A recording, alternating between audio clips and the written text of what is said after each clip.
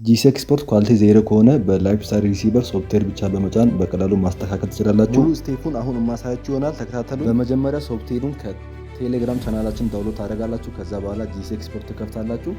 ከዛ በኋላ ሪሲቨራችሁ ላይ ሜኑ በተን ትነካላችሁ ሪሞታችሁ ላይ። ከዛ በኋላ ከታች በኩል እዚህ ጋር ዩኤስቢ ሜኑ የሚላለ ዩኤስቢ ማናጀር ላይ ትገባላችሁ። አሁን እኛ አፕግሬድ የምናደርገው ሪሲቨር ላይፍ ስታር ነው። ስለዚህ እናንተም ጋር ላይፍ ስታር ሪሲቨር ካላችሁ እነዚህ አድርጋችሁ በቀላሉ ማስተካከል ትችላላችሁ። ስለዚህ ሜኑ ትነካላችሁ። ከዛ በኋላ ከታች በኩል ዩኤስቢ ማናጀር የሚላለ እሱን ትነካላችሁ።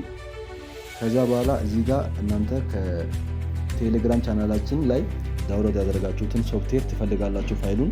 ከዛ በኋላ እዚህ ጋር የኔ ሪሲቨር እዚህ ጋር እንደምትመለከቱት ላይፍ ስታር ዲያመንድ ነው። ስለዚህ የኔ ሪሲቨር እዚህ ጋር እንደምትመለከቱት ላይፍ ስታር 99 ዲያመንድ ነው። እሱን እነካለሁ።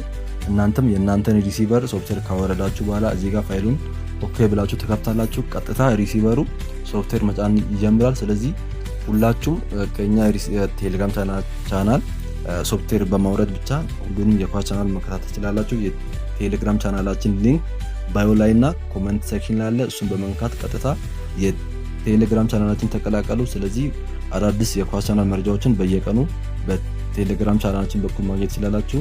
ስለዚህ የቴሌግራም ቻናላችን ተቀላቀሉ። ከዛ በኋላ እንደምትመለከቱት ሶፍትዌርን ጭኖ ከጨረሰ በኋላ ቡት ብሎ እንደገና እየከፈተ ይገኛል። ስለዚህ ይሄን ስቴፕ ተከትላችሁ ሁላችሁም በቀላሉ የሪሲቨራችሁን ሶፍትዌር በመጫን ጂሲ ኤክስፖርት በቀላሉ ማስተካከል ትችላላችሁ።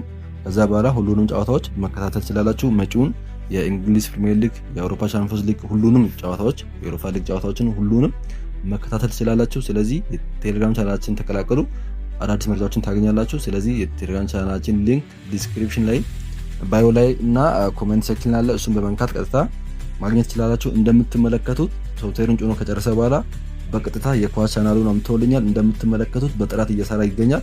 ስለዚህ እናንተም ሶፍትዌሩን ብቻ በመጫን የተቋረጠውን የኳስ ቻናላችሁን ማስቀጠል ትችላላችሁ። ስለዚህ ይሄ ቪዲዮ ከተመቻችሁ ላይክ በማድረግ እንዲሁም ሳብስክራይብ በማድረግ የዚህ ቤተሰብ አባል ይሁኑ። በቀጣይ በአሪፍ ቪዲዮ እስከምንገናኝ ድረስ ይመቻችሁ።